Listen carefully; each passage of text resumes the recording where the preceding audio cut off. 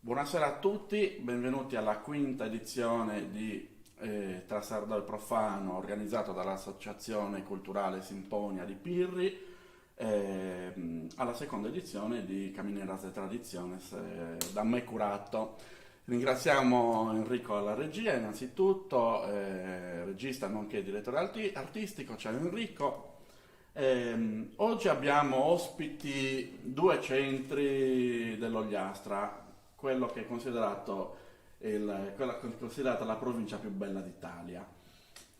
Chissà perché, non lo so, poi ce lo diranno forse. Abbiamo ospiti Gabriele Lai e Antonello Donedu, rispettivamente dei gruppi folk Antonello Sant'Anna di Tortolì e Gabriele l'Associazione Culturale Nostra Signora di Monserrato. Sono i presidenti di queste due associazioni. Oggi li chiamiamo assieme per un motivo ben preciso. Primo, perché siete amici. Secondo, perché i due centri sono abbastanza vicini e quindi ci piace fare questo confronto per conoscere un po' questa vicinanza e quali sono le differenze tra paesi vicini, perché ci sono sicuramente delle differenze che scopriremo in questa bella chiacchierata. Benvenuti. Grazie Cristiano. Mi fa veramente piacere che siate potuti venire qui per fare questo incontro, così parliamo anche un po' dell'Ogliastra. Anche qui in questo caso si parla sempre poco delle tradizioni ogliastrine, in effetti. A mio parere meritano quanto le altre regioni storiche della Sardegna, sicuramente, perché io per primo sappiamo che a me piace, io mi sono appassionato alle tradizioni attraverso il ballo tradizionale e ho scoperto tardi i balli ogliastrini che sono a dir poco meravigliosi. Questo non lo negherò mai, non negherò mai di dirlo, partendo da Villagrande, che è stato il primo che ho conosciuto, e poi seguendo i vari paesi mi sono reso conto che è un altro mondo veramente, sia come musiche che come balli. Magari i balli si avvicinano a qualcuno, a qualcosa di già conosciuto, però nelle loro peculiarità assolutamente. E così anche l'abbigliamento tradizionale. Quindi ci fa piacere conoscere questa realtà, che è quella ogliastrina, appunto in questo caso di Barissardo e di Tortolì. E vi chiedo quindi, quando è nata questa passione per le tradizioni, Gabriele? Ma sicuramente nel mio caso è nata quando sono nato io, perché i miei genitori, mio papà è di Barissardo con origini di Ilbono, così. Mia mamma invece è sulcitana di Masainas, quindi dalla parte di mia madre si cuciva, quindi si cuciva per la famiglia, si cuciva, anche mia nonna cucivano abiti tradizionali ovviamente.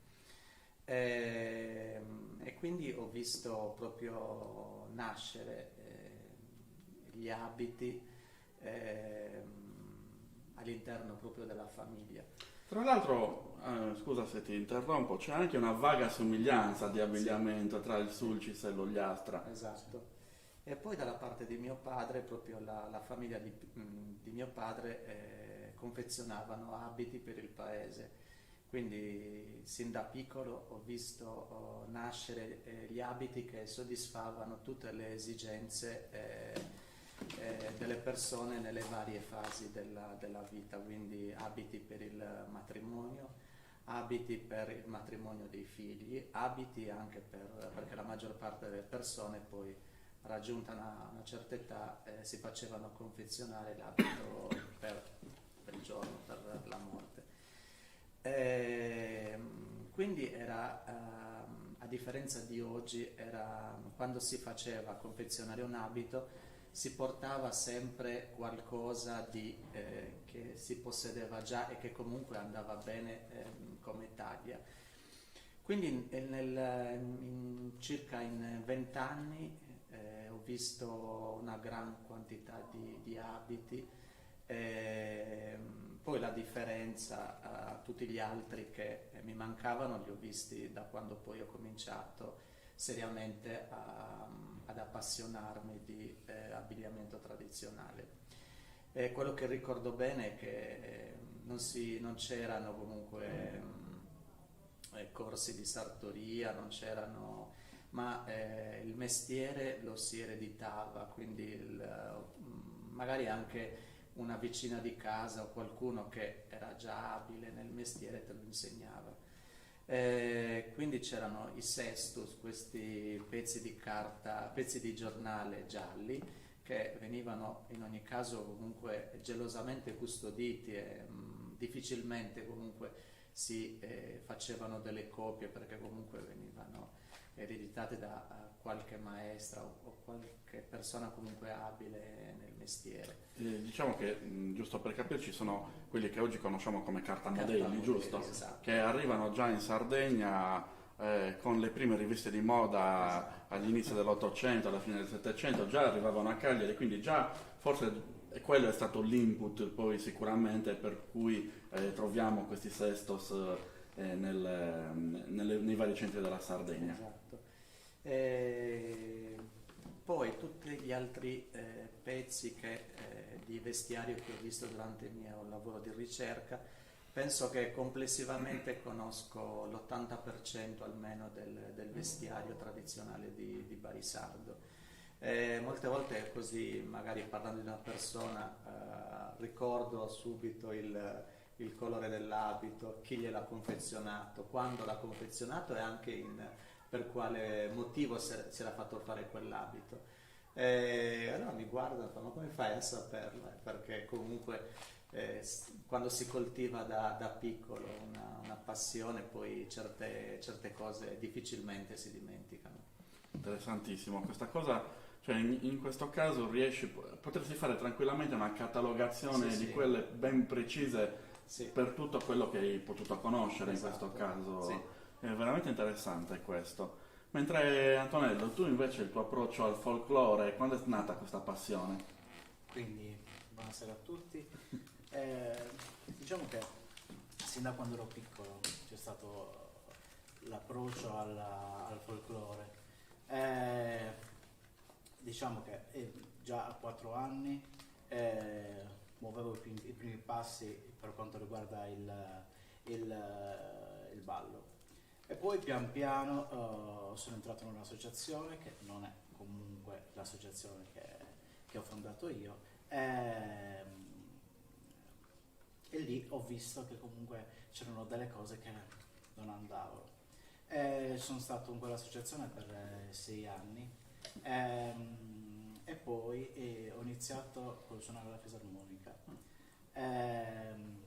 Lì diciamo che ho scoperto tante cose che vedevo che comunque erano sbagliate. Quindi nonostante diciamo non ci fosse quell'approccio alla ricerca che conosciamo, già Sì. ti rendevi conto Sì. che c'erano delle cose che non andavano Sì, bene. sì, Vedi, sì. questo è un altro di quegli aspetti interessanti. Mi rendevo conto appunto che c'erano delle cose che non andavano bene, perché diciamo che negli anni, fine anni 80 e primi anni 90 c'era l'uso in quasi tutti i gruppi folk, quello di sfoggiare tutti gli abiti uguali.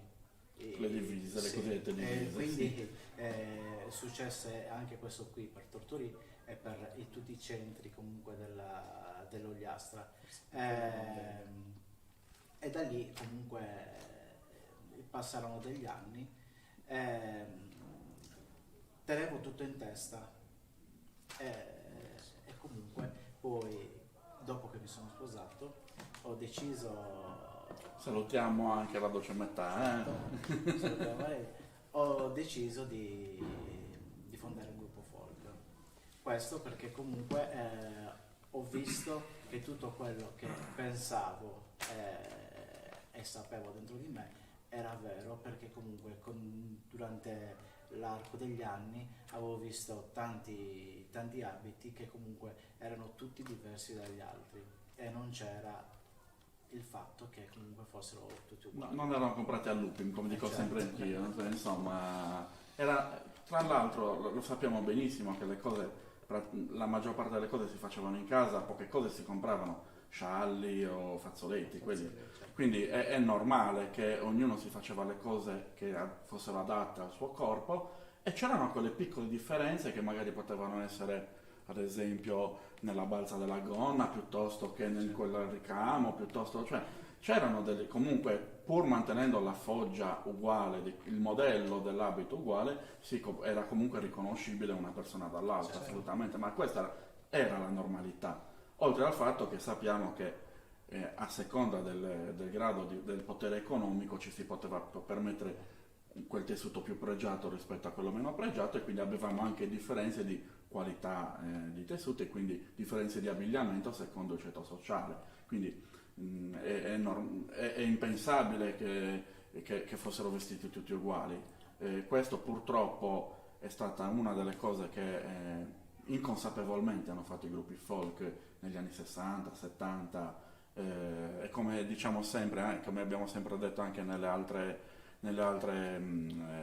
incontri delle nostre chiacchierate, erano altri tempi ed erano altri modi di pensare che, ripeto, non dobbiamo demonizzare, però, come diciamo sempre, se si può fare meglio una cosa, perché non farla? Certo. Ecco qua, tutto Certo. qua. Quindi possiamo tranquillamente passare alla prossima domanda, direi. Qual è la storia dei vostri gruppi folk? Quando sono nati? Se c'è stata un'evoluzione, insomma. Vabbè, nel mio caso sono un neonato. Qui la mia associazione è nata nel 2016. Beh, comunque già 5 anni. Sì, fa 5 anni all'8 di settembre. Quindi faccio un passo indietro. Io sono qua in Sardegna dal 2014, quindi per 20 anni ho vissuto in Lombardia. Frequentavo un circolo E si sardo. sentiva l'accento meneghino. Frequentavo un circolo sardo, quindi anche in quella parentesi fuori Sardegna comunque ho sempre continuato a... Abbiamo già visto anche un'altra amica che partecipava a circoli sardi fuori dalla Sardegna. Ciao Noemi, E quindi ho sempre cercato di mantenere questo contatto con la Sardegna. Poi una volta che sono tornato qua avevo anche bisogno di riprendermi quello che avevo accantonato, perché non ho mai dimenticato questo aspetto qua. Quindi dal 2014 al 2016 ho continuato questo lavoro di ricerca, ho anche collezionato un gran quantitativo anche di vestiario locale. Poi è nata anche questa necessità di volerlo anche realizzare l'abito, perché comunque si è creata questa sorta di contagio, perché cioè, non c'era più un'identità nel vestiario ogliastrino, perché comunque vedevi abiti che ormai non si capiva più il paese di provenienza. Quindi sono andate dimenticate proprio quelle fogge e quelle caratteristiche che identificavano un capo di un paese piuttosto che da un altro. Quindi ho fatto per 2 anni anche un corso di sartoria, proprio per poter cercare di ricostruire, riprodurre il più fedelmente possibile questi abiti, che poi comunque chi li indossava voleva anche giustamente esibirli. Quindi tutti mi spronavano, Antonello per primo, perché non crei un'associazione, un gruppo, così. Nel 2016 in pochi, perché eravamo veramente pochi all'inizio, è nata questa associazione che sfilando per il giorno della nostra patrona, per cui gli abbiamo anche dedicato abbiamo dedicato a lei il nome all'associazione. Sì. E poi da lì è continuato. tutto questo percorso che comunque mi appassiona sempre di Tra più. l'altro è un bel percorso perché avete già organizzato diverse conferenze, quindi Esatto, anche sì. belle iniziative. Lo posso dire perché ho partecipato a queste iniziative e sono state veramente delle cose di qualità, dico la verità, con tanto di relatori con la R maiuscola in questo caso. Nel frattempo chiediamo a Enrico di mandare le foto, così nel frattempo che noi continuiamo a chiacchierare, gli spettatori possono vedere quelle che sono alcune foto d'epoca, alcuni capi autentici, anche foto del gruppo folk, dei due gruppi. Mentre Antonello invece la faccio anche a te la domanda, qual è la storia del vostro gruppo folk? Quindi precisamente 10 anni fa c'è stata questa voglia di iniziare, diciamo, è stato quasi un gioco. Si portava a Sant'Anna a Orri, che non è una cosa storica, che poi dovremmo approfondire anche questo discorso, però si portava a Sant'Anna ad Orri e c'erano tanti gruppi folk che comunque accompagnavano, c'era anche un comitato che organizzava festeggiamenti. A noi ci è venuta la voglia, a me, mia moglie, i miei nipoti, i miei primi due figli, di vestirci. Eravamo un po' vestiti, diciamo, un po' diciamo non bene, però comunque è stata la prima volta. E da lì poi abbiamo dedicato appunto il nome dell'associazione a Sant'Anna, e c'è stato l'evolversi di tutta la situazione. La prima processione vera e propria dell'associazione è stata per Sant'Andrea il 30 novembre, quindi più o meno 5 mesi dopo. Eravamo in tantissimi, anche perché comunque c'era tanta voglia di affrontare questo discorso per vedere qual era la vera storia del costume di Tortolì, che poi, diciamo, è stata affrontata comunque anche dall'altra associazione, e comunque eravamo in tanti, una cinquantina di elementi. Abbiamo preso parte alla processione di Sant'Andrea ed è stato lì la prima uscita. Tra l'altro tu sei stato relatore delle conferenze che hanno organizzato a Barisardo, quindi sappiamo anche nelle varie conferenze cosa avete fatto fino a questo momento, diciamo, per quanto riguarda la ricerca, per quanto riguarda quello che sono tutti quei passaggi necessari per eliminare quelle che erano quelle idee che non c'entravano niente con la realtà, e invece portare avanti un discorso che dà veramente quell'occhio di riguardo al paese e che rispetta quello che era veramente la tradizione del paese. Quindi vi faccio già i complimenti a tutte e due. Grazie, per questo, grazie. perché non è facile, ci vogliono soldi, ci vuole tempo, ci vuole fatica, sono tutte cose che si potrebbero non fare e andare avanti così. Molto spesso io sento persone che dicono: ma perché va bene così?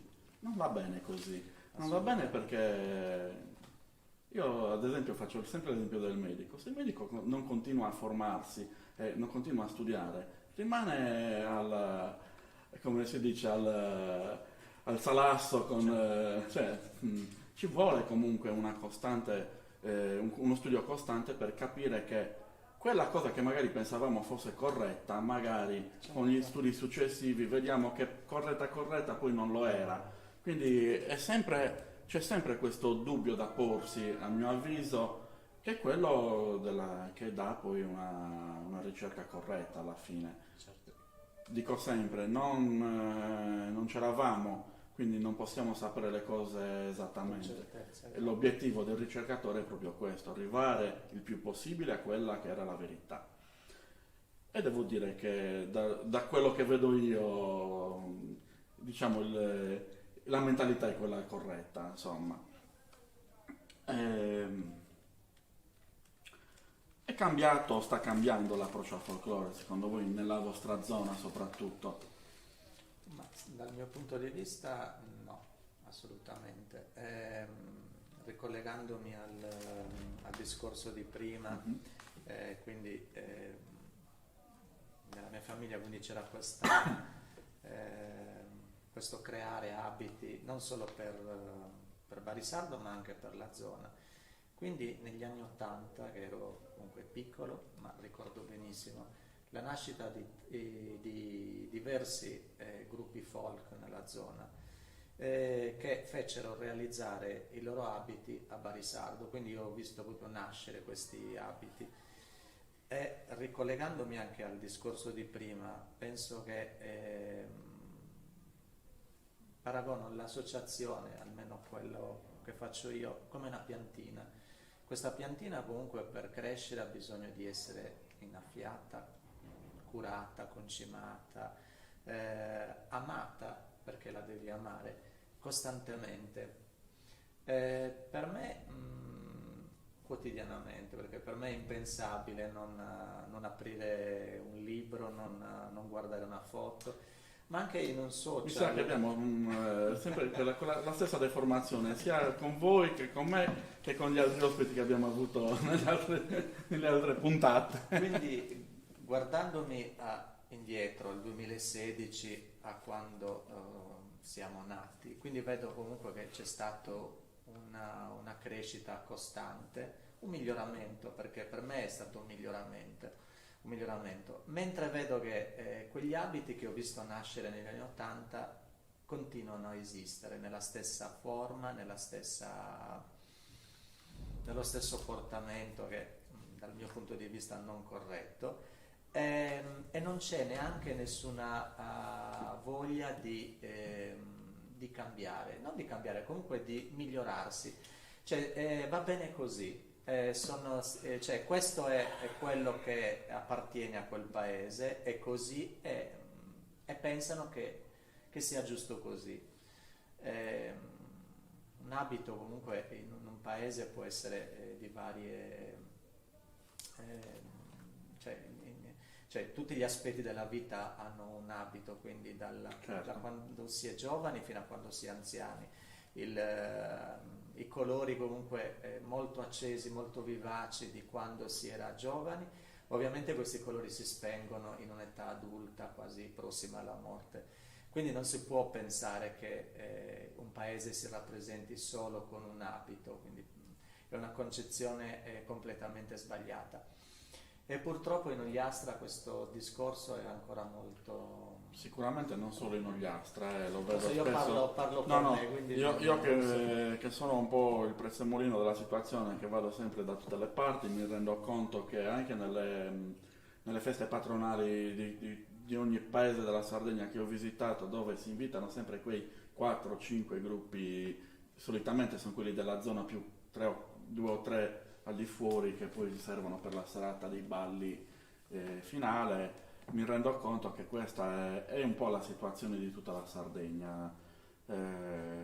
Ripetiamo, vediamo sempre le divise, gli abiti comprati a Lupin, e pochi sono i gruppi dove si nota invece una certa attenzione.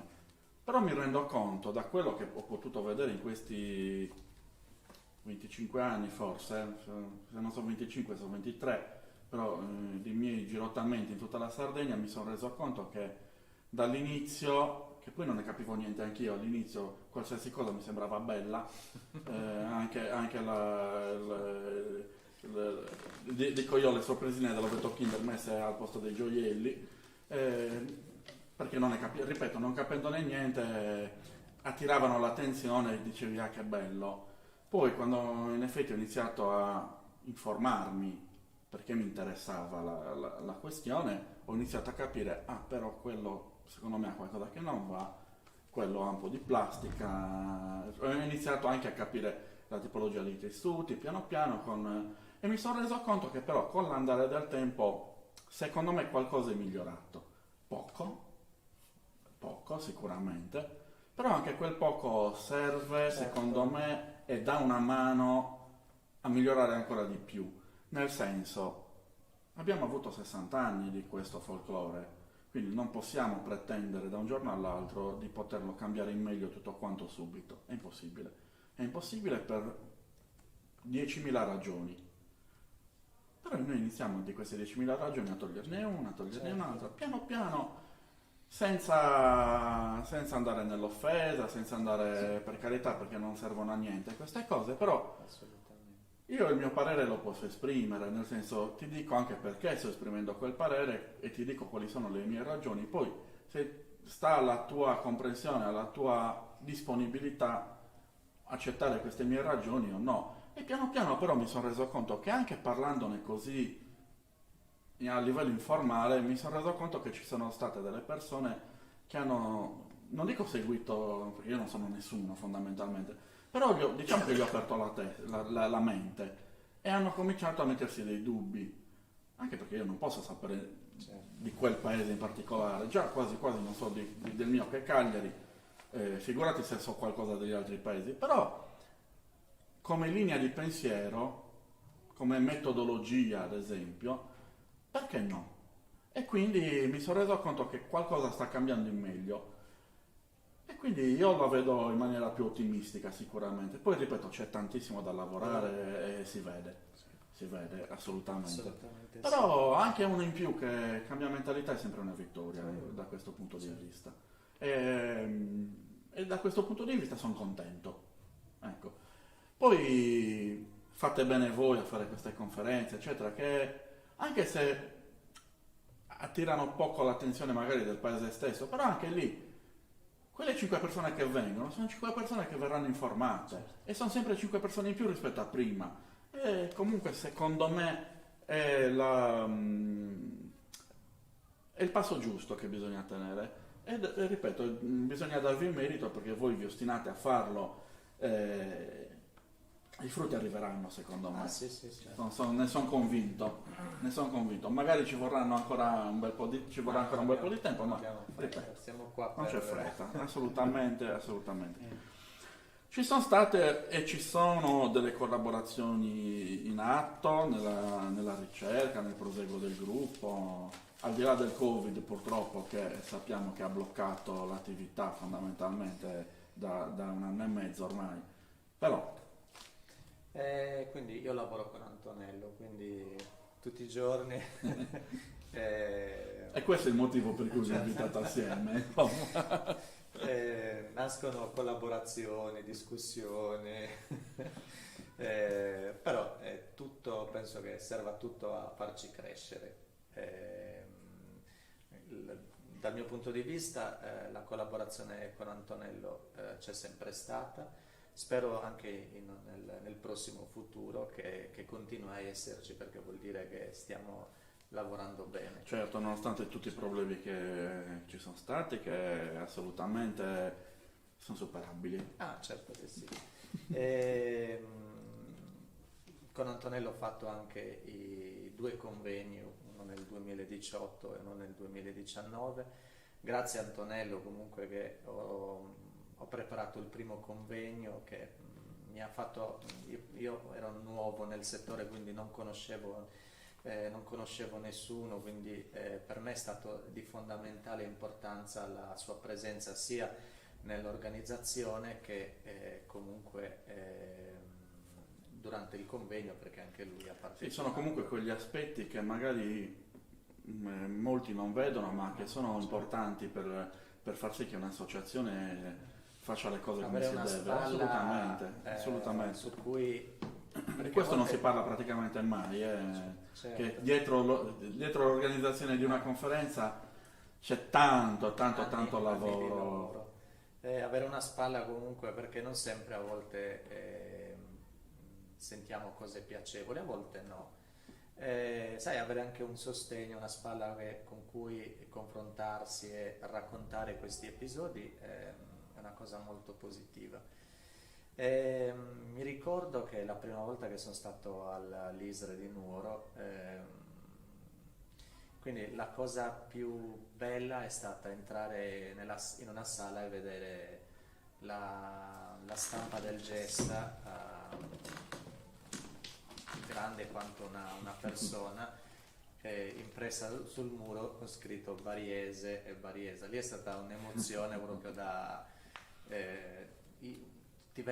mi sono venuti anche i brividi proprio dalla felicità. Antonello è stata la persona che mi ha esortato a riprodurlo questo abito, e da lì poi Lo vedete nelle foto che stanno scorrendo, poi ci sono alcune foto della conferenza in cui è stato presentato, quindi lo vedrete sicuramente in queste foto che vanno a scorrere durante la chiacchierata. E da lì è stata tutto un proseguire di costruire, di fare. La cosa poi più difficile è stato realizzarlo, l'abito, perché comunque Stiamo parlando di un abito che è datato 1858-1860, quindi... Esatto.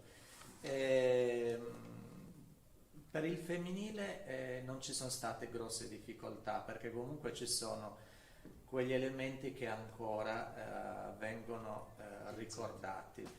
Però la cosa più difficile è stato realizzare il maschile. Eravamo lì non sapevamo da dove iniziare.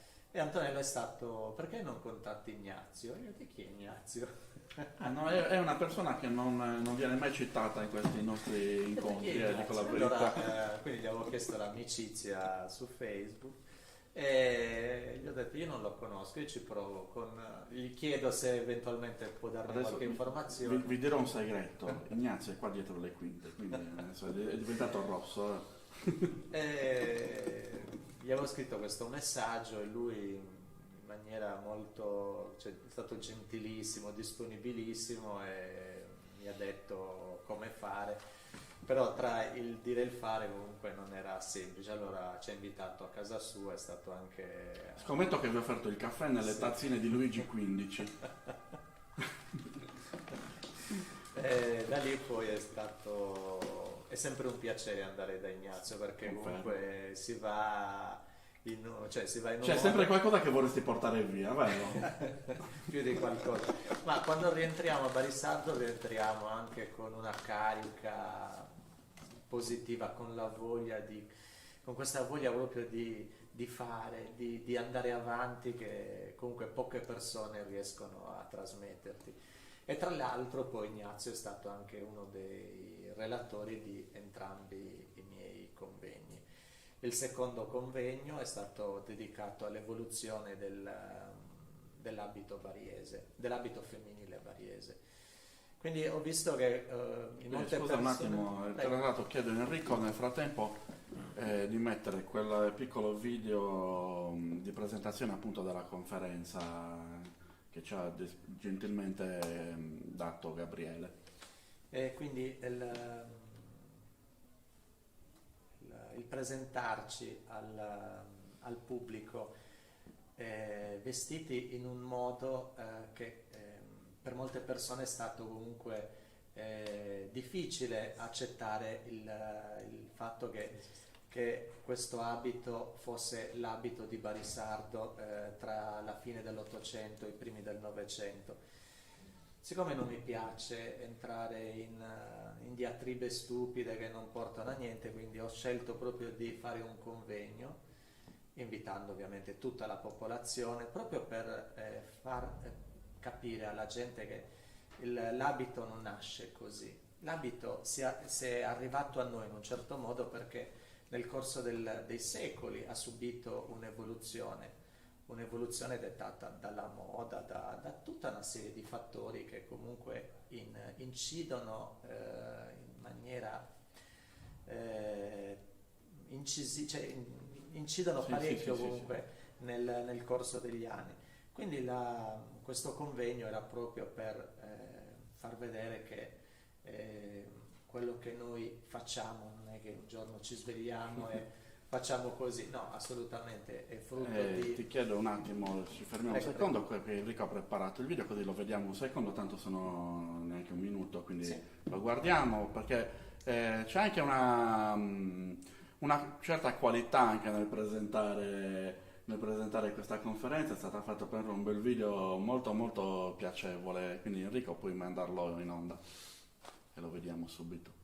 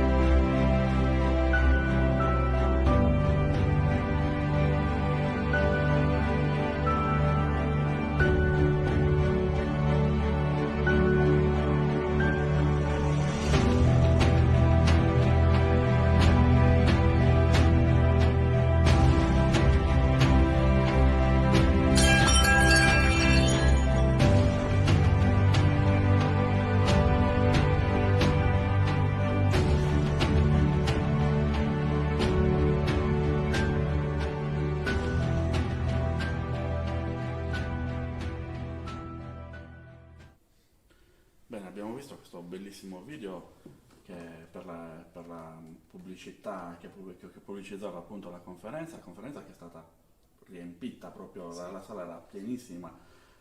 Oltre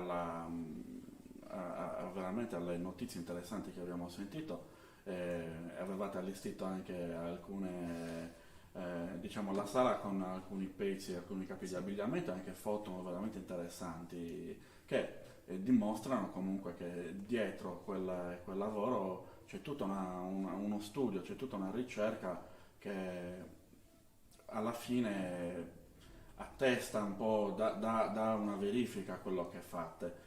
Questo è anche il fine della conferenza, cioè far capire anche alla comunità che le cose sono un po' diverse da quelle che si ricordavano o da quelle che volevano ricordarsi, insomma. Giusto? Giustissimo. Da questo punto di vista posso dire che se ne fate anche altri, io ci sono. Prima fila, lo sapete, anzi mettetemi già riservato, che tanto lo sapete che io consiglio a Luisa, che salutiamo. Va bene. Mentre per Tortolì invece, che iniziative? Ripetimi la domanda. Allora, no, come iniziative del gruppo, cioè cosa avete fatto, cosa avete pensato anche in futuro? Quindi innanzitutto diciamo che c'è oltre alla collaborazione, certo, sì, con la collaborazione con Balisardo, che comunque fa parte di un altro ambito, diciamo, perché comunque quella lì la tengo a livello personale. Certo. Come associazione organizziamo un festival, Ballusa Boccadore Berritta, che quest'anno doveva essere l'8ª edizione, la 9ª edizione, scusate, perché l'anno scorso è saltata, e diciamo che è nato per appunto vedere e sviluppare alcune particolarità che sfuggivano ancora alla nostra associazione, che pian piano stiamo cercando di recuperare per quanto riguarda il ballo.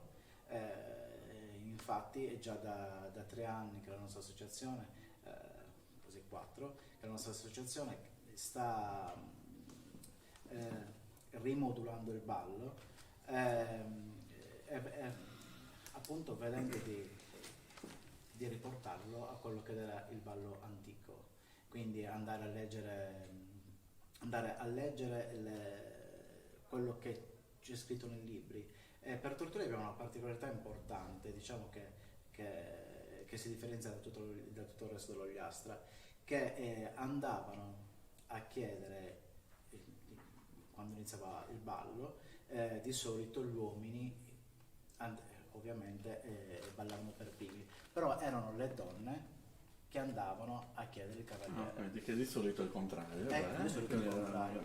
Invece per Tortolì abbiamo appunto questi scritti che comunque sono, che poi ho riportato anche io dalle interviste che ho fatto da anziani che tuttora sono vive, hanno 95-97 anni, che proprio dicono che loro andavano a chiedere. Quindi oltre ad avere una fonte letteraria, una fonte documentale, avete anche la fonte orale, quindi è ancora che veramente dà valore, tutte e due danno valore una all'altra, e quindi abbiamo una certezza in questo caso. Appunto la donna andava a chiedere all'uomo di ballare, l'uomo stava già ballando, però era la donna che sceglieva, e qui vediamo che comunque mi sento riprendere. Non preoccupate. Allora, no, io direi, Antonello, a questo proposito, di vedere il video del ballo che ci hai fornito. Enrico, se puoi mandarlo in onda, così vediamo un esempio di un ballo di Tortolì. Un applauso per il gruppo folk Sant'Anna di Tortolì.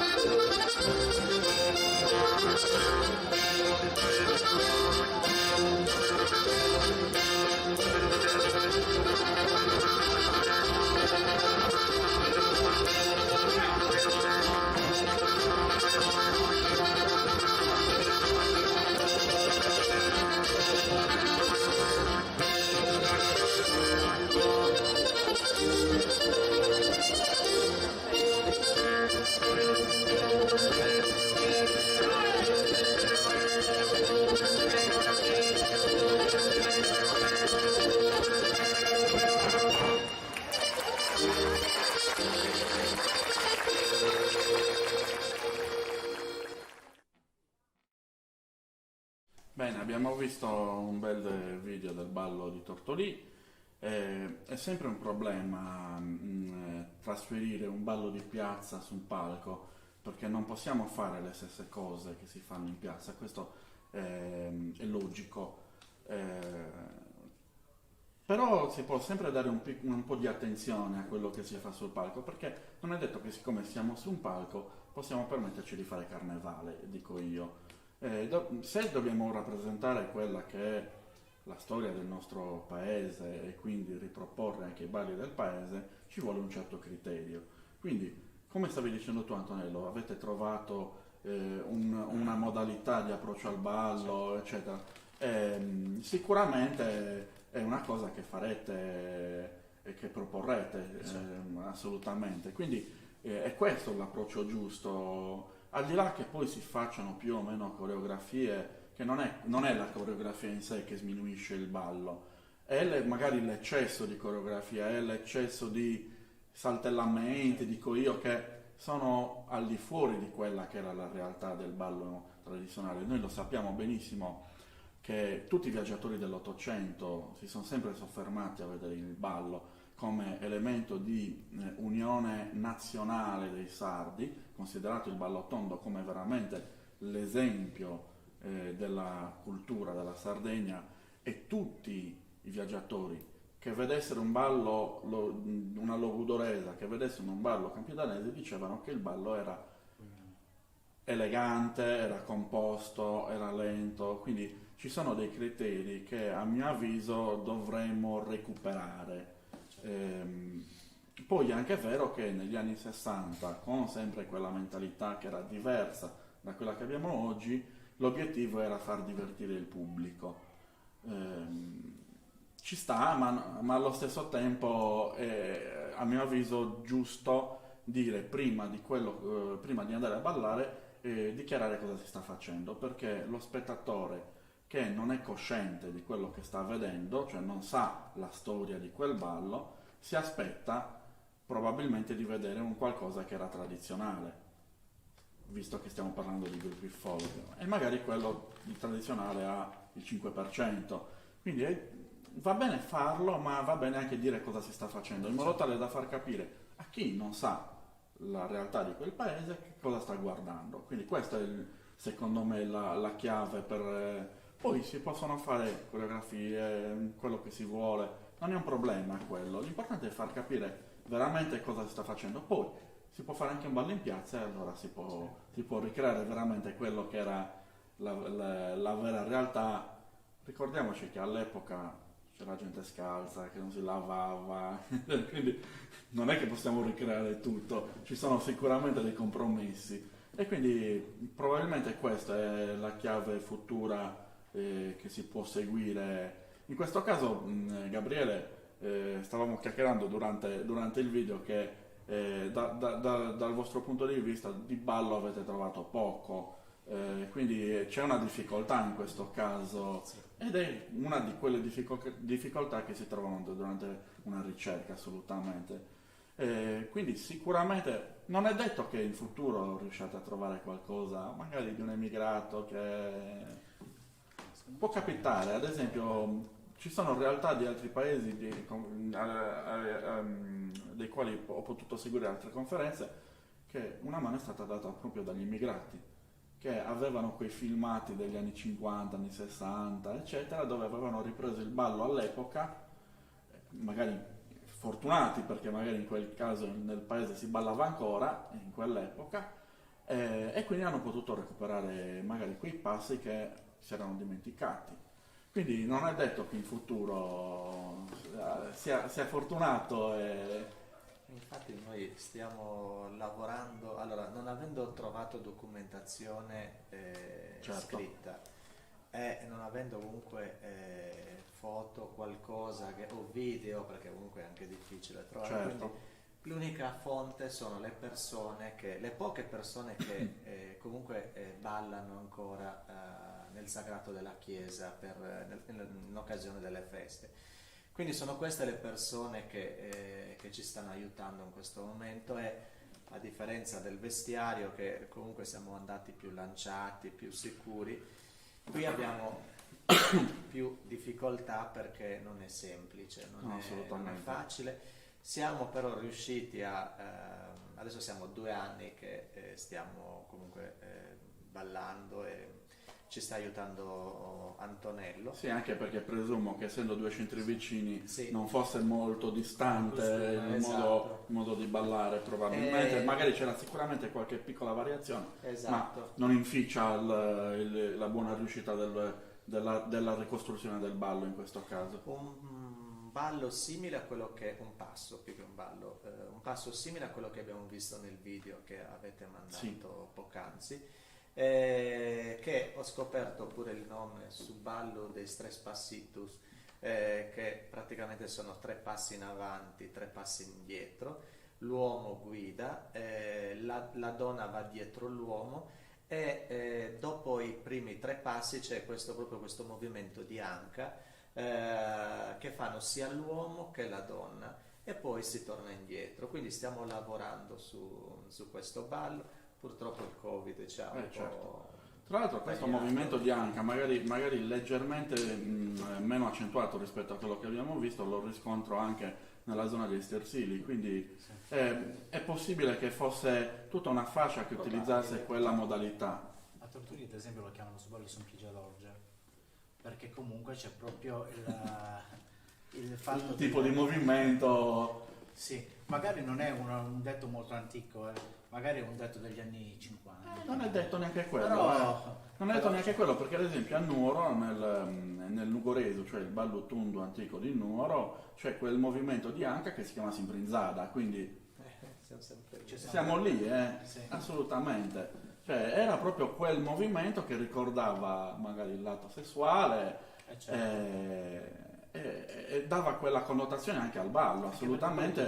Tutto collegato, Ma sicuramente, perché se andiamo a vedere i riti dei nuragici, assolutamente. perché comunque facevano tutto in funzione della... Certo, del sesso. il problema purtroppo dei balli in questo caso è delle musiche che fino oltre una certa data non possiamo andare perché non esistevano i registratori, non esistevano le telecamere, quindi non esistono più le persone oggi che lo ballavano perché probabilmente siamo già in ritardo per poter fare interviste, magari in qualche paese ancora sì, però ci sono la maggior parte dei paesi che non potranno più sapere nulla a livello orale, a livello di ricordi delle persone perché non ci sono più, semplicemente sono morte.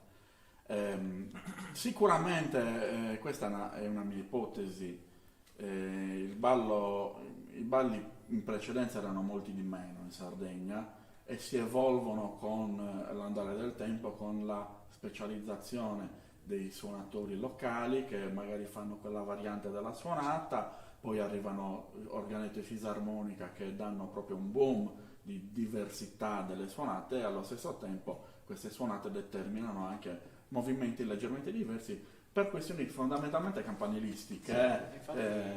Infatti, per quanto riguarda le registrazioni, troviamo solo un'unica registrazione, magari lunga, che però varia, è prima lenta, poi più veloce, però il ballo era uno. Sì. Diciamo che c'è stato negli anni 40, fine degli anni 40, negli anni 50, su Basso Rau, però c'è stato solo un periodo e basta. Perché magari qualche Perché suonatore magari l'aveva qualche suonatore portato. veniva da Mamoiada e quindi- No, ma sappiamo benissimo dei racconti di Mondo Vercellino e di Guido, del figlio che ho avuto la fortuna di intervistare e quindi mi ha parlato molto del padre. Il padre ha portato ad esempio i balli del Goceano, del Zimondo, a Sestu perché scendeva con un signore di Anela a Sestu. Questo signore di Anela ha insegnato i balli del Goceano ai 2 gruppi di Sestu, quindi la danza, su ballo currende, eccetera. E uno dice perché Sestu li balla? In effetti non sono tradizioni sestese, però si spiega da questo punto di vista. Sempre stiamo parlando di quegli anni 60 dove non si dava tanta importanza alla storia locale quanto rispetto a fare quella mezz'ora di spettacolo, tra virgolette. E quindi troviamo queste cose, come ad esempio troviamo in altri centri balli che non erano di competenza di quel paese particolare. Molto spesso erano gli suonatori stessi che portavano le altre musiche.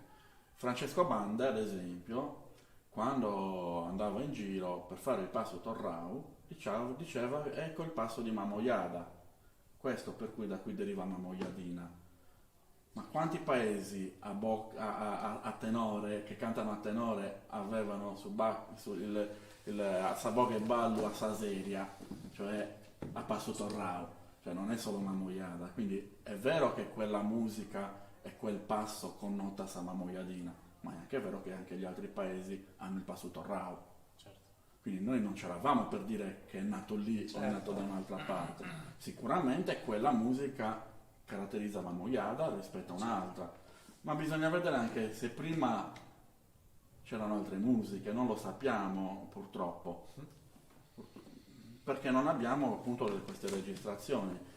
C'era sicuramente una personalizzazione da parte del suonatore e sappiamo anche che l'organetto arriva in Sardegna, il primo documento che abbiamo è del 1885, probabilmente arriva 5 anni prima, 10 anni prima, non oltre, perché viene perfezionato negli anni 70 dell'Ottocento da Paolo Soprani, quindi sappiamo bene o male che la storia della musica sarda è quella, quindi abbiamo un'idea di un periodo in cui questi balli sono aumentati, si sono diversificati. Ad esempio il ballo Brinco di Ergoli ha le sue varianti a Galtellì, ha la sua variante a Loculi, ma fondamentalmente è sempre lo stesso ballo, però si riconosce la differenza per la musica leggermente diversa che connota quel paese rispetto all'altro. E sicuramente questo avveniva sicuramente anche tra Tortolì, Valissardo e gli altri centri vicini, assolutamente. Ripeto, stiamo sempre parlando di ipotesi perché non possiamo dimostrare niente da questo punto di vista, è impossibile, è una mia idea e tale rimarrà, quindi non posso dire così. Bene, mi piace questa chiacchierata.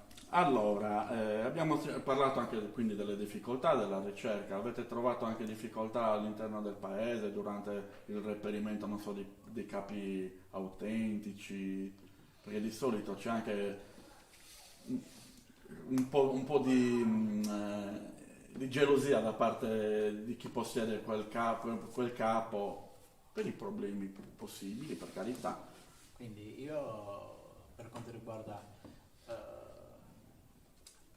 personalmente, ho avuto la fortuna da parte di mia moglie di Valeria di avere i costumi da parte della nonna, perché Valeria è tortoliese, io sono metà di Tertinia, metà di Tortoliese. Non va bene questo. Però i miei genitori sono sposati i primi anni 60 a Tortolì, quindi mi considero tortoliese a tutti gli effetti. Diciamo che per quanto riguarda i costumi, quelli degli anni 40, abbiamo avuto la fortuna di conoscerli. E diciamo che andando poi, purtroppo, dopo la sua morte, andando a frugare a casa sua, abbiamo scoperto anche una gonna che è fatta di teli di 45 cm e quindi sicuramente è di fine 800. Perché comunque la metratura della gonna e tutto ci riporta in quel periodo. Diciamo che appunto abbiamo avuto la fortuna e poi abbiamo anche, ripeto, la fortuna di avere tantissime fotografie. Per Tortolì abbiamo tante foto, sia dell'abito maschile che di quello femminile. Tantissime fotografie che parte da fine 800, diciamo che partiamo dal Sani, che è della stampa, certo, che comunque che è del 1878, sì. E poi andiamo via via a a riscoprire tantissime foto di fine 800 e dei primi del 900 che sono importantissime per noi. Tra l'altro ci sono foto bellissime con queste gonne belle ampie, vaporose, quindi stiamo parlando di un periodo che va attorno al 1860, quindi anche belle, belle antiche, e sono fantastiche dal mio punto di vista, vedere queste donne che sembrano quasi così ieratiche, così composte, sono fantastiche veramente. Appunto, diciamo che Torturi è stato il centro in Ogliastra che ha tenuto questa moda, l'unico centro in Ogliastra, anche se è sempre stato il centro più grande, che ha tenuto questo modo di portare la gonna, la corciata, quello sì, però il taglio dei suggipponi e della gonna ha sempre tenuto comunque la gonna fatta a tavellas, e comunque la tenuta sempre ampia. E poi diciamo anche intorno agli anni 20 si è arricchito tantissimo con l'oro, perché prima vediamo appunto dalle foto negli anni 10 del Novecento c'era pochissimo oro, vediamo le donne con i soli bottoni che anche nell'Ottocento li portavano, vediamo invece nel Novecento che hanno Isarre di Nosuluna, Ispira Devorado, poi abbiamo le varie Sabroscia, Sagulle Gonca, che noi diciamo che molti dicono ma è possibile che un oggetto così prezioso venisse riservato per la testa. È una domanda che l'avevo fatto anch'io. E invece appunto scopriamo che è appunto Sagulle Gonca perché nelle fotografie raramente si vede la spilla e quindi diciamo appunto, cioè, per farci capire, perché viene messa più o meno qua, sì, giusto? Esatto. sì, Sagulle Gonca, appunto dal nome siamo arrivati a scoprire, e poi anche grazie alle testimonianze, che veniva indossato in testa. Successivamente vediamo negli anni 30, negli anni 40 veniva messa qua a modo per far vedere che comunque si possedeva l'oro, però diciamo che la posizione corretta è su... Sì, dobbiamo considerare anche che più ci avviciniamo a oggi, più aumenta anche il potere economico e quindi più c'è la possibilità di poter adornare l'abito con certo, sempre relativamente, logicamente, però alle dobbiamo condizioni. vedere che quali sono l'oraria Certo. che più vediamo nelle fotografie. Certo, assolutamente. Lì sono i bottoni, il medaglione, Sabroscia. Sì, c'erano dei canoni che dovevano essere assolutamente rispettati, ma infatti tra l'altro voi avete questa grande fortuna di poter recuperare tante fogge per quanto riguarda il periodo di utilizzo dell'abito tradizionale, quindi stiamo parlando appunto da una data che è attorno al 1860 fino a che l'abito non è stato dismesso, quindi avete questa grande fortuna che molti paesi non hanno. Appunto vediamo Certo. l'esempio di Barisano, Esempio a caso. che comunque anche essendo a fianco vediamo appunto gli sono stato tanto d'aiuto, perché vediamo ad esempio abbiamo, per chi c'è stato il convegno l'abbiamo già detto, abbiamo visto mettendo due gipponi differenti uno a fianco all'altro, vediamo che sono uguali. La cosa che li differenzia è che Tortolì c'ha su e musca, Barisardo c'ha su e musca e Tortolì c'ha sa spiritta, e sono Che è il tipo di ricamo sulla schiena. Ecco, questo è una cosa importante che ci fa capire che nonostante ci siano due centri vicini tra loro, c'erano anche differenze, anche se piccole, comunque che connotavano un capo di abbigliamento di un paese rispetto a quello che a vista di un profano sembrerebbe uguale, certo. E uguale invece non era. Ecco, quindi qui stiamo già entrando in quello che era la domanda che vi volevo fare, che era quali sono queste differenze di questi due centri vicini per quanto riguarda appunto l'abbigliamento. Magari una persona che vede una foto di Barisardo e una di Tortolì magari non nota neanche queste sostanziali differenze. mentre ogni singolo capo, ogni singolo pezzo dell'abito presenta delle differenze importanti. Il modo di mettere il fazzoletto, quindi a Tortolì lo mettono in tutta la sua ampiezza, quindi mentre a Tortolì piegato a triangolo a Barisardo piegato a triangolo e hanno dato sotto il mento, anche se abbiamo trovato delle foto che vi ho anche portato dove Barisardo. Scusa un attimo, Enrico, ti chiederei di rimetterle nel frattempo le foto, così nel frattempo che parlano le possiamo vedere. Dove Barisardo metteva il fazzoletto come Tortolì. E tra l'altro ci sono anche delle testimonianze che durante il periodo di ricerca, persone che comunque ci hanno confermato questa cosa, che il fazzoletto in un periodo a cavallo tra l'800 e il 900, forse perché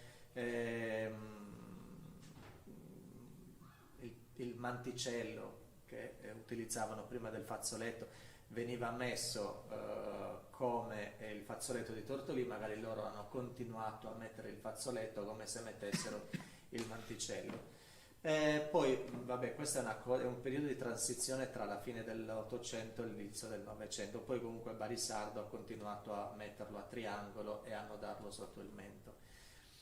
La camicia, abbiamo due tipologie di camicie diverse, perché la camicia di Tortolì ha una foggia molto più arcaica, perché non ha la cucitura nelle spalle ma ha un unico pezzo di stoffa collegato al colletto.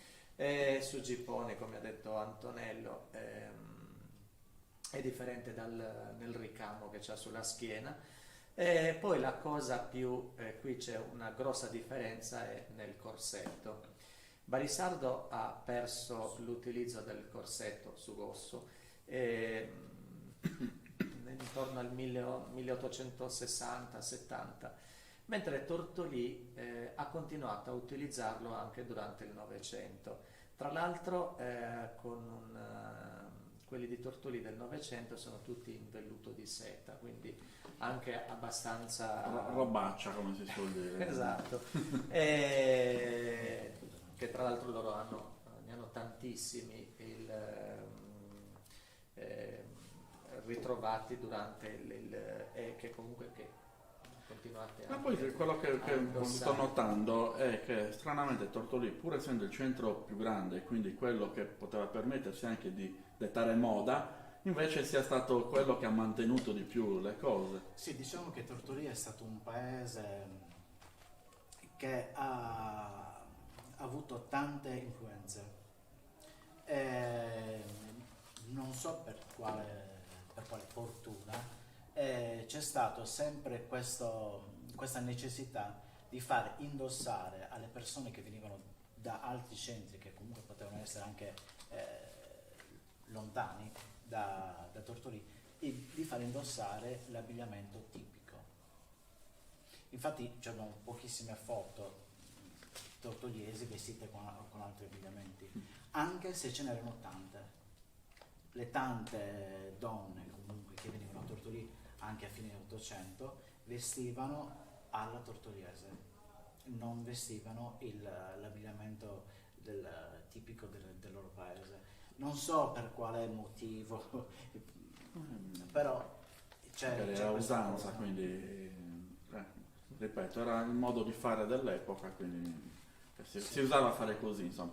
Tra l'altro Tortolì ha anche un po' di accomunanza con Cagliari, visto la tipologia di abbigliamento. Ci sono delle cose che a un profano, ad esempio, direbbe: perché sei vestito da cagliaritano? Diciamo che quindi, per quanto so io, perché comunque gli studi vanno sempre avanti, l'abito che indossiamo noi, il maschile, è l'abito del miliziano, e quindi Tortolì era sede dei miliziani, E quindi ha adottato quel corpetto. Anche Barisardo è sede dei miliziani. Infatti, se vediamo la fotografia del Gessa, il maschile assomiglia tanto a quello di Tortolì. c'ha solo una riga, però assomiglia tanto a quello di Tortolì. Diciamo che poi anche diciamo che le fogge nell'Ottocento per quanto riguarda l'abito maschile erano molto simili, quindi ovviamente se era uguale c'era un motivo. Comunque diciamo che Tortolì, essendo sede di milizia, ha avuto questo... Cioè diciamo che quel tipo di abbigliamento è stato adottato dalla comunità. Sì, ma poi c'è anche il fatto che comunque tantissime famiglie tortoriesi avevano delle comunanze, diciamo con le famiglie di Cagliari, Okay. quindi è probabile che comunque questo modo di portare la mantiglia per l'uomo, per il miliziano, sia appunto dato da questo modo qua. Tra l'altro mantiglia che si pensava solo appannaggio di pochi centri, invece stiamo scoprendo con le tante ricerche che ci sono in atto in questi ultimi anni, le stiamo trovando un po' dappertutto. Certo. Quindi è semplicemente un riscoprire quello che c'era già del passato. Assolutamente. Diciamo che per Tortolì l'unica cosa che sia per Tortolì confronto a quella di Cagliari che è in velluto di seta, e il velluto di seta è molto più costoso. No, ma probabilmente anche Cagliari all'epoca mi sa che forse chissà chissà, già comunque il panno era assieme al velluto comunque cose che si compravano, non si facevano in casa, e quindi erano tessuti appannaggio di gente benestante, quindi non era il solito orbacce, era comunque roba che veniva comprata. È come il lino col cotone, oggi pensiamo che sia il lino più costoso del cotone perché oggi è così, ma all'epoca il lino se lo facevano in casa e il cotone si comprava, quindi era più vistosa, più ricca una camicia di cotone rispetto a un qualcosa fatto in lino. Quindi dobbiamo veramente entrare nella mentalità dell'epoca e capire quali erano anche i commerci, anche quello che erano i rapporti tra i centri vicini, per poter capire veramente il motivo per il quale in quel paese ci sono quei determinati tessuti o quelle determinate fogge, perché se non si analizzano le cose nel complesso non avremo mai quella visione completa per poter affermare determinate cose, ed ecco appunto un altro elemento della ricerca che diciamo che è importante. Abbiamo visto che Tortolì indossava abiti, questo qui da partire dagli anni 20, che erano molto più costosi. Invece per Balisardo ad esempio si utilizzavano stoffe che costavano di meno. Mi spiace.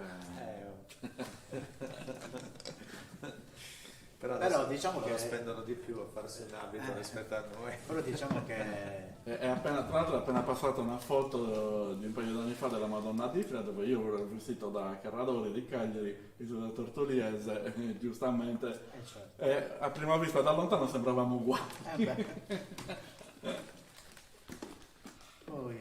Bene, ci stiamo avvicinando alla fine di questa bella chiacchierata anche con voi, molto piacevole, molto interessante, tra l'altro perché mi avete detto delle cose che non conoscevo, come ad esempio la parte del ballo di Tortolì, forse me ne avevi già parlato, però adesso che mi ricordo, vedi che anche io i miei voti di memoria... Il fatto dei fiocchi di Balisardo. Parli, è giusto. Che Tortolì, diciamo che ci sono fotografie fino agli anni 50 che si utilizzavano, anche se poi vennero spostati di lato, e poi venivano utilizzati più neri, non colorati. Sì.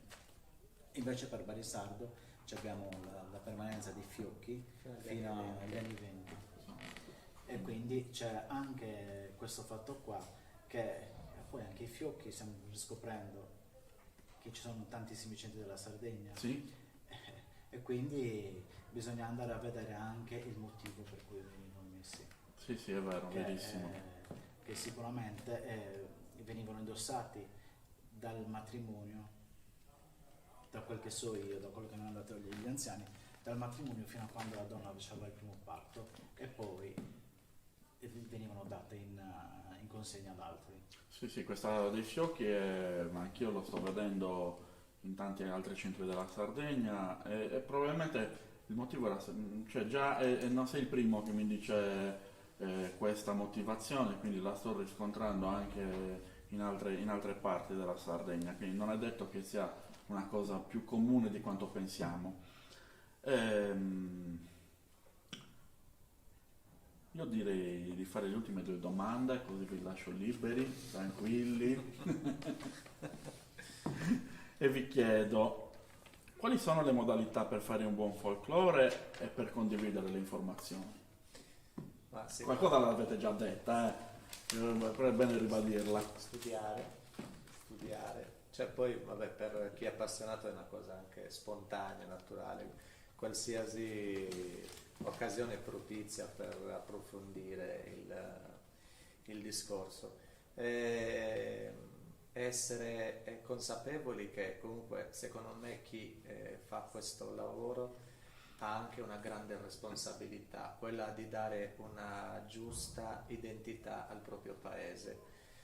Sarebbe bello riempire l'abito di gioielli o realizzarlo di sette preziosi o di velluti, però bisogna anche fare i conti con se si va a rappresentare un preciso periodo storico che magari in quel preciso in quella datazione si usavano solo quella tipologia di tessuto. Ricollegandomi a quando abbiamo fatto quando abbiamo riprodotto l'abito del Gessa, quindi 10 anni prima il Casalisangius descrive Barisardo con 280 famiglie, 250 telai, dove si produceva il lino e l'orbace. Quindi anche lì vediamo che l'abito del Gessa, quindi prevalentemente fatto in orbace, quindi anche quello c'è stato d'aiuto a capire che in quel periodo storico a Barisardo magari non c'erano, magari non arrivavano neanche i commercianti, quindi si utilizzavano esclusivamente i tessuti che venivano realizzati in casa attraverso il telaio. Poi magari solo in un periodo successivo, con la fine dell'Ottocento, l'inizio del Novecento, cambiano i tessuti, arrivano i primi commercianti. Però Barisardo è restato sempre, cioè rispetto a Tortolì, perché adesso è quello comunque ha avuto sempre nel corso del tempo un utilizzo di tessuti molto più poveri, molto più semplici, anche l'utilizzo dei gioielli. Raramente vediamo una bariese piena di gioielli quanto una tortoliese, molto raro. Gli unici gioielli sono il medaglione e i bottoni in un abito di gala, mentre in un abito giornaliero non c'è proprio niente. E a differenza di Tortolì, i gioielli i tortoliesi erano di dimensioni enormi rispetto a quelli che utilizzano non solo Barisardo ma anche in zona Borone, per farsi vedere. E quindi penso che bisogna fare un buon lavoro di ricerca, Certo. riproporre e riprodurre quello che è stato il nostro passato in maniera autentica. So che è difficile perché comunque bisogna fare anche i conti con una realtà che purtroppo ti priva anche di materie prime, Certo. quindi anche un tessuto molte volte non è semplice però se uno fa un buon lavoro, magari anche se non è identico, anche se non è lo stesso, però ci si può andare molto vicini. Questo penso che sia gli ingredienti fondamentali per fare un buon folklore.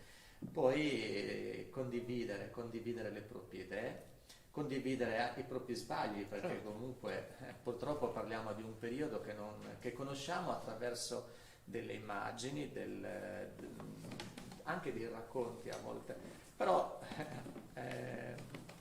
la pensiamo in un modo, ma magari non era ufficialmente così. Quindi ogni cosa va fatta piano, perché ha bisogno anche dei suoi tempi, perché Certo, certe cose certo. hanno bisogno anche del loro tempo per riprodurle, perché lavori anche fatti a mano, le fogge che comunque non esistono più. Certo, non c'è quella necessità di attenzione e di cura del particolare Ci deve essere, è che fondamentale. detta dei tempi, detta tante cose, assolutamente, perché lo stesso lavoro può essere fatto bene, meno bene o peggio. Esatto.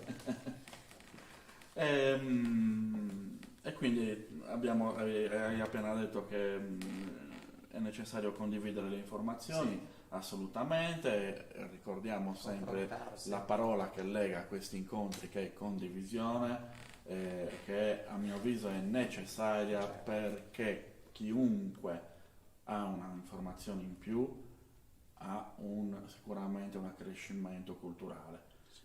Che poi questa informazione gli serva o meno, gli servirà sicuramente, secondo me, che però magari la mette in quel cassettino, ma a tempo debito lo riapre quel Può essere cassettino, utile. assolutamente. Magari in quel momento dice no, non hai ragione, poi ci ripensa piano piano, magari non sarà quell'anno, sarà 3 anni dopo, però è giusto mettere quella puntina di sale che ti determina quel piccolo dubbio.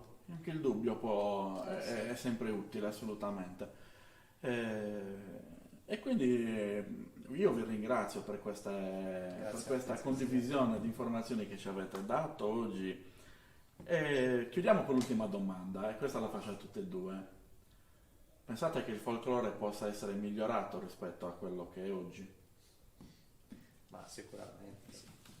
Sicuramente sì. È un percorso lungo X anni, cioè perché non c'è una data di arrivo, è un percorso, non si sa neanche se ci arriverai fino alla Certo. fine nel scoprire quello che è stato il nostro bestiario. Quindi abbiamo bisogno anche di migliorarci, perché è giusto così.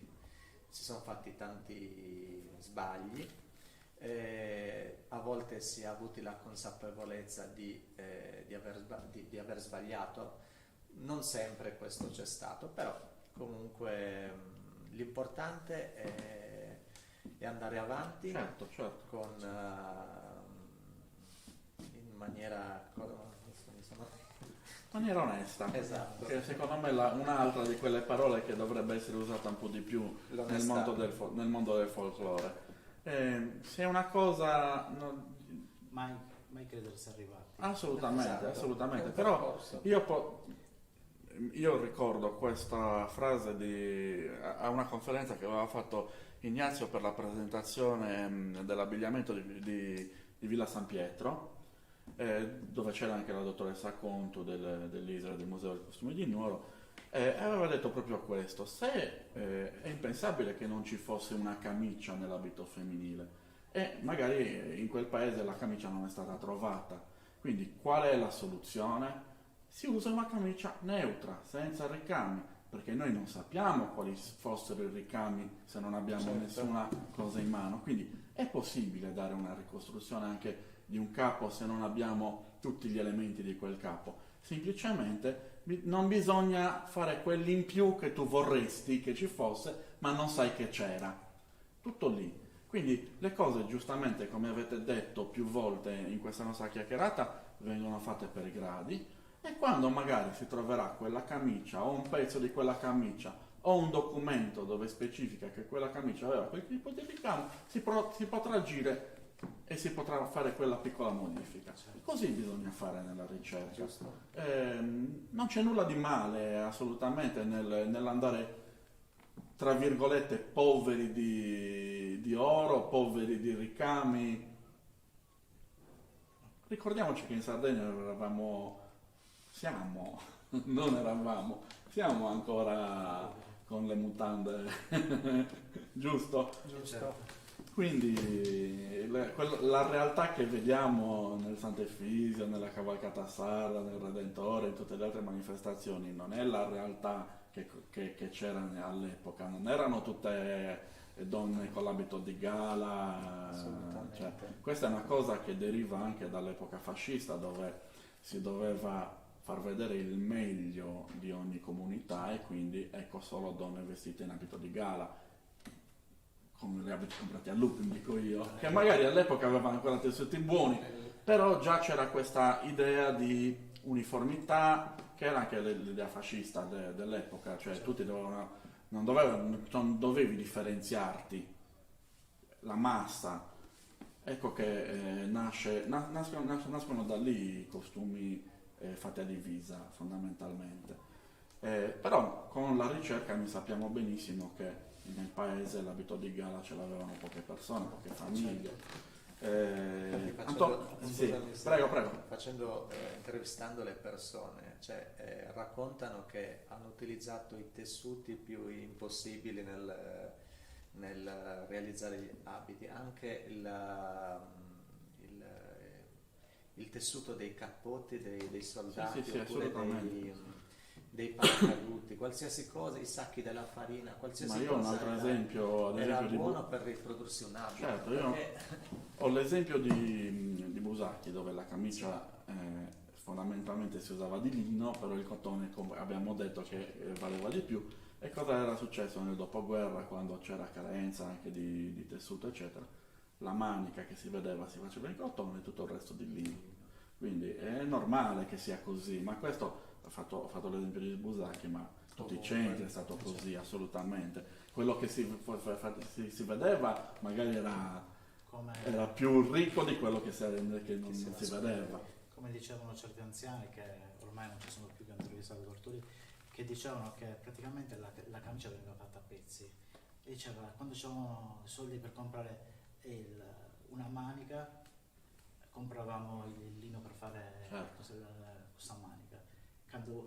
Quando ti tenevo su di una riborsata facevamo l'altro, e infatti in molti capi antichi si vede la differenza appunto del tessuto. Io per primo, quando mi sono fatto l'abito, non l'ho fatto subito, ci ho messo del tempo proprio perché non avevo la disponibilità economica di farmelo tutto assieme. Ma è normale che sia così, tutti pretendono di volere la cosa migliore. Sì, la puoi fare, però la puoi usare a carnevale, non certo per rappresentare il tuo paese, ecco, cioè, questo è il fine del discorso, detto chiaramente, cioè non giriamoci intorno. Le cose, se si vogliono, si devono fare bene, punto, non c'è scampo, soprattutto al giorno d'oggi. E quindi anche Antonello, chiedo a te l'ultima domanda, quindi pensi che il folklore possa migliorare? Sì, sicuramente può migliorare, innanzitutto andando a ricercare sempre quello che stiamo facendo oggi, e discutersi, mettersi al centro della piazza, Assolutamente. vedere quali erano le comunanze che stavano anche con gli altri paesi, e da lì appunto si vede quello che si deve scoprire. Certo. Una cosa che non abbiamo detto è che nella ricerca, ad esempio, è giusto fare anche una ricerca dei paesi vicini per vedere quali siano le influenze tra l'uno e l'altro, assolutamente. Questo è uno dei motivi per cui io ho chiesto a tutte e due di essere presenti oggi. Proprio ci avete dato già un'idea di quella che erano quelle piccole differenze tra i due centri, che però connotavano, nonostante la foggia fosse quella, connotavano i due centri. Ad esempio, c'è il dubbio, ad esempio a Barisaldo sicuramente c'era la mantiglia, come a Torturi c'era il manticello come abbiamo visto del Gessa, però manca il documento che lo attesti. Esatto. Beh, anche secondo me, cioè, è impossibile che io ad esempio sto dando una mano a un gruppo di assemini per la ricerca dell'abito, anche lì per fortuna abbiamo trovato un sacco di roba, ma non abbiamo trovato una gonna di Abordao. È strano, però fino a che non la troviamo non possiamo dire. No, vabbè, le anziane a noi dicono che a Balisardo c'era la mantiglia. Tra l'altro mi dicono anche la famiglia che la possedeva, che comunque era una famiglia ricca, anche perché tutti i paesi del circondario hanno la mantiglia, cioè nel senso l'Oceri ha la mantiglia, il Bono c'ha la mantiglia, Tortolì ha la mantiglia e c'è anche Atertenia, che sono i paesi del circondario. Balisardo in mezzo a questi, quindi Stranamente. per forza ci doveva essere. Poi Però, ripeto, ci può essere l'eccezione esatto. che... Poi però- cioè, non è che la dobbiamo mettere per forza. grazie a Dio non ne avete di foglie da far vedere, no? Quindi chissà, un giorno magari troveremo una mantiglia oppure no, però questo poco importa. Oppure si trova comunque, è importante pure nel mondo del folklore andare a fare ricerca, come stavi dicendo te, ci sono tanti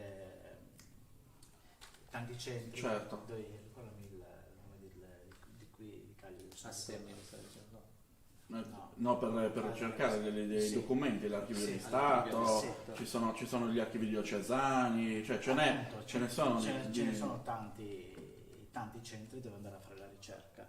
Appunto noi ci siamo prefissati questo scopo assieme anche a tutte le nostre associazioni.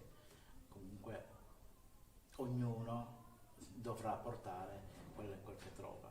Ma è giusto anche coinvolgere i membri dell'associazione. Certo. Questa cosa non esce mai fuori, ma molto spesso ci sono dei gruppi folk dove lavorano 2 persone e gli altri non fanno niente, fanno semplicemente Certo. l'uscita. Invece partecipare a un gruppo folk, a mio parere, vuol dire partecipare attivamente, Certo. partecipare a capire perché mi sto vestendo in quel modo. Cioè non è che sì, mi faccio l'abito, però poi se uno mi chiede, non so manco come si chiama, non è così. Cioè il gruppo folk ha un ruolo fondamentale nella comunità, che è quello di preservare appunto la tradizione e divulgarla. Se per primo i membri del gruppo folk se ne fregano, detto tra virgolette, Certo. allora c'è qualcosa che non va. Invece ho visto che per fortuna molti gruppi con cui collaboro, in molti gruppi con cui collaboro ci sono tante persone attive da questo punto di vista, che si rendono conto che è un piacere ma è anche una responsabilità.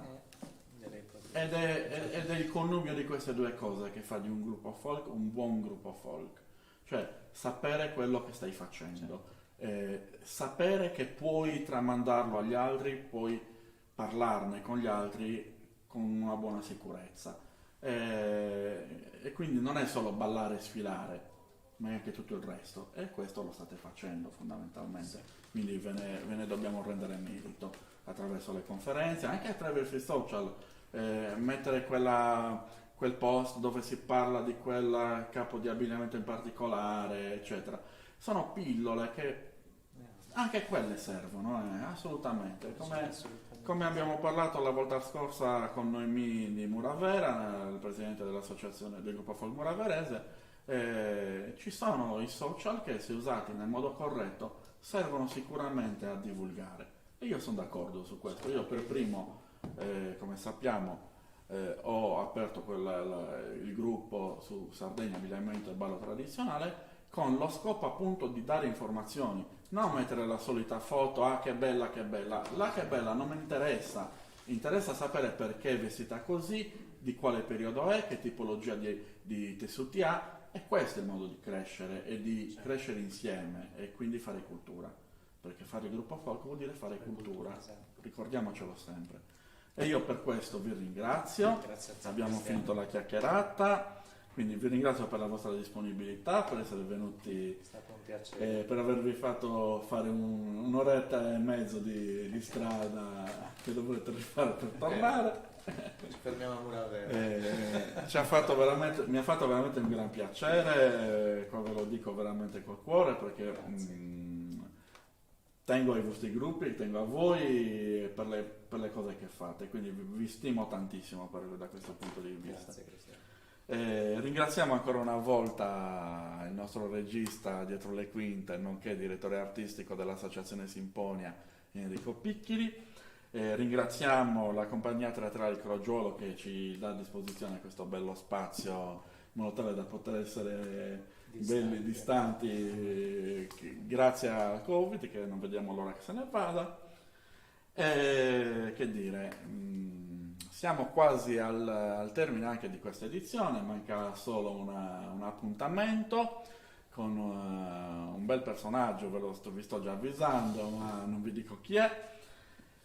Quindi ringraziamo ancora tutti voi per averci ascoltato e ci vediamo alla prossima puntata, alla prossima ultima puntata di Camineras de Tradiciones, che sta dentro tra sardo e profano. Grazie a tutti e buonasera.